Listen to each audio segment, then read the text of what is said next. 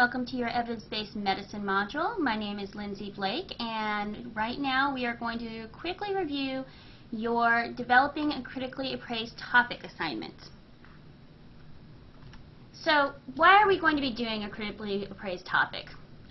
First, we're going to be able to create searchable clinical questions. We're going to be searching the Medline database for relevant evidence related to our clinical question, and we will appraise methods, validity, and clinical application of the selected evidence-based practice peer-reviewed journal article for clinical question. So let's look at what we're actually going to be doing in this assignment.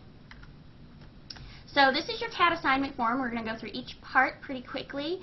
Just know overall this is due on Wednesday, March 30th, 2016 by 5 p.m. And you are assigned into groups, so this will be a group assignment. So just to run through each of your parts really quickly to see what you need. So CAT title and authors. This is a brief statement that includes what you are looking at. So we have some examples here. The authors are the names of your group members. Below that you'll have the reference, so that's the actual citation information that your group has chosen, of the article your group has chosen, and that should be in AMA format. We do have some examples near the end of these slides for AMA format, and these will be up for you to take a look at later.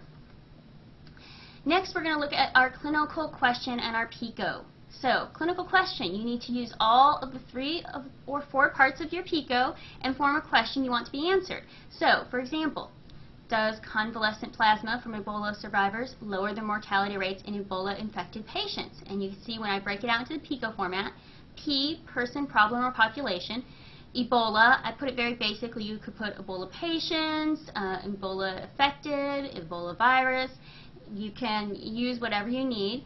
I, our intervention being tried. So in this case, they're looking at convalescent plasma in the article I was hoping to get. For C, comparison, it can be a placebo, it can be the gold standard that people use for treatment, or it can be nothing. So in this case, I'm not looking for anything because there's not really a lot of other treatments out there for Ebola. I'm just looking for this one particular treatment. And then the outcome that you would expect. So I would like to see lower mortality rates. You could also put on here that you would like to see a shorter length of stay, or fewer side effects, or fewer symptom days. Anything like that that you want. Alright, continuing on, we're going to look at the search strategy. So these are the key areas you need for your search strategy. So looking here, first you're going to put the database you searched. We are going to suggest PubMed, and there's a PubMed tutorial on here to help you to do this. You can also use Ovid, or you can look at another database. These are the ones we are suggesting, however. If you need help, please contact either Kathy Davies or myself for information. Keyword search terms. So, for example, I might search Ebola and therapy as part of my keywords, and that's just anything you type into these databases. Mesh search terms, these are the medical subject headings.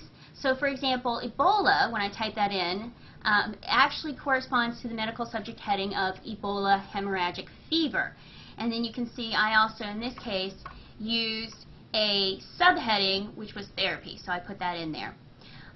So you might know you may use only mesh words, you may only use keywords in your search. That's fine, but just put NA if you didn't use either mesh terms or any keywords, and just let us know what you did use. We're also looking for the limits that you use. So that can be humans, English, a date range, whatever you might have put on there. We do suggest humans and English because this is a multilingual database, and it does have health sciences studies that are beyond humans, so there's veterinarian and cell studies. The last thing you want to put in this area is your entire search strategy. So in PubMed, you can literally scroll down to the search details box, which it talks about right here.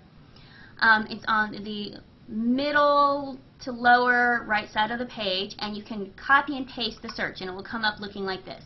So you can see I have my Ebola, hemorrhagic fever, plasma, and then it did therapeutics, humans, English. Alright? In Ovid, if you do your search in there, you have a choice to send yourself the citation. You can also send yourself the search strategy, and then you can just copy and paste it off of your email. If you do it in another database, you can just get a hold of us if you need help on how to do that. Alright, continuing on our CAT assignment, here we get to the real meat of the assignment, so where you actually will need to be analyzing and synthesizing some of the information that is in this study. So we're going to start with the methods description, and then we're going to go into interpretation, so the validity. So in the methods description, this is still pretty basic. You're going to need the following. So the setting, where and when did the study take place? Population, who was in the study? Sample size, how many people were included? Why were people excluded and why? Why were people included and why? Describe the sample. And this should be more than 1 or 2 word answers in all of these.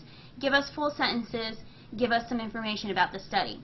Last one is study design. So what type of study design was used? Was this a cohort study? Was this a comparative study? Was this a randomized controlled trial? Let us know.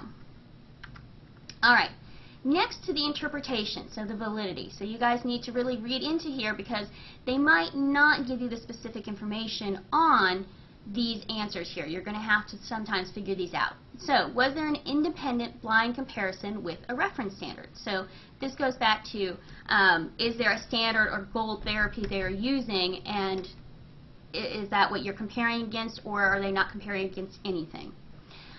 Did the sample include an appropriate spectrum of patients whom the treatment or test will be applied in clinical practice? So, do you have a wide variety of patients, or is this from only one hospital, one patient sample? So for instance, are we only looking at a population in Evans, Georgia, or are we looking at Richmond County, or are we looking at the entire state? You get more diversity the further out we go. Did the results of the treatment or test being evaluated influence the decision to perform the reference standard? So again, going back to, did they use a gold standard treatment as a comparison, and was this decision made based on the results of their treatment?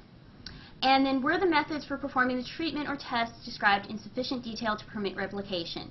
If you were going to redo this study, do you feel confident that you would be able to replicate it exactly as they did to get the same results? And again, not one sentence answers in here, give us a little detail. Okay, last part we have is the results and the translational applications. So, translational applications, some people had a little trouble with this last year, so there's a few slides in here, so pay close attention. So, for our results, you're going to summarize the results of the study. There's going to be a summary section in that article, so you can reword that and shorten it a little bit. Use your own words, describe what happens. You can put in tables or figures if you want. That's okay to pull from the article to put some more information in there. But summarize the basic results of the study. And then you also want to do a short paragraph commenting on the results of the study. So your interpretation, your thoughts on this study, if you would use it or not, if this is helpful to clinical practice. Now for translation applications, I'm going to put this here first. You first want to tell us if it's T1, T2, T3, or T4. So you can see how each of these fall. So T1, translation to human. So examples says it's preclinical or animal studies, or phase 1 clinical trials, and you can kind of see which studies fall under that.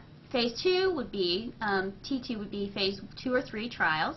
T3, you can see phase 4 clinical trials, health services, or clinical outcomes research. And T4, translation to population health, population level outcome studies, and social determinants of health.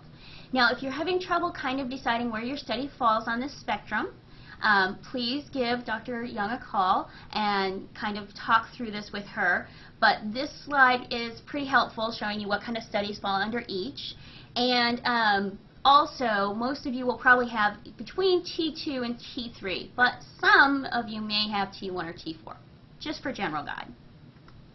So translational applications, when you actually write the paragraph up after you've decided if it's T1 through T4, you want to know if the results can be reproduced and if it will be satisfactory in the clinical setting for your clinical question. So does this really answer your question? Are they applicable to the patients in your question? Would the results change the way you practice, and would patients be better off? So you really need to think about how you would apply this to your own practice and if this would be something that you would use.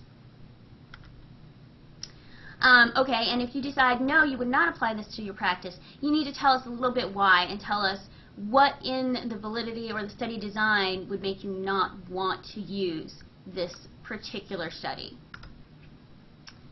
And these are some examples. So if you think the study is adequate but not statistically significant, some information about what you might say there. If you think it's not clinically meaningful, so it was a good study but you couldn't go and just apply this to your patients right now, what needs to be done to make that happen? And then again, adequate with statistically significant results. So again, would you use this or not, and tell us what in the study would make you want to use it or not. Alright, so how does this relate back to our evidence-based medicine? Critically appraised topics are something you'll need to do in the 3rd and 4th year. It's something that you will need to do in residency. So this walks you through the process. It'll give you a good start. You get to practice asking and formulating critical questions. You get to practice acquiring the evidence, which is something you will need to do frequently in the next 7 years and beyond. You will need to practice appraising the study, looking at translational applications. So is this something that you can directly apply, or is it something that needs more work and you just need to keep in mind and keep an eye out for? And you get to assess your own learning and expand your knowledge by answering these clinical questions. So along with this, we have an authorship opportunity. So each group that does this will be eligible for authorship. Scores of 20 out of 20, or I think last year we actually did a little bit lower because we had some very good cats. They're going to be published in the Augusta University Institutional Repository, which is called Scholarly Commons. So these can be listed on your CV, which, as you guys all know, is a really good thing for applying for residency, to have some sort of publication. And there's a link here that will take you to the cats that have been published last year, so you'll have some examples of what we did. Now last year we did diagnosis, and this year we're looking at therapy topics, so this will be a little bit different, but it will still give you a general idea of what we're looking for.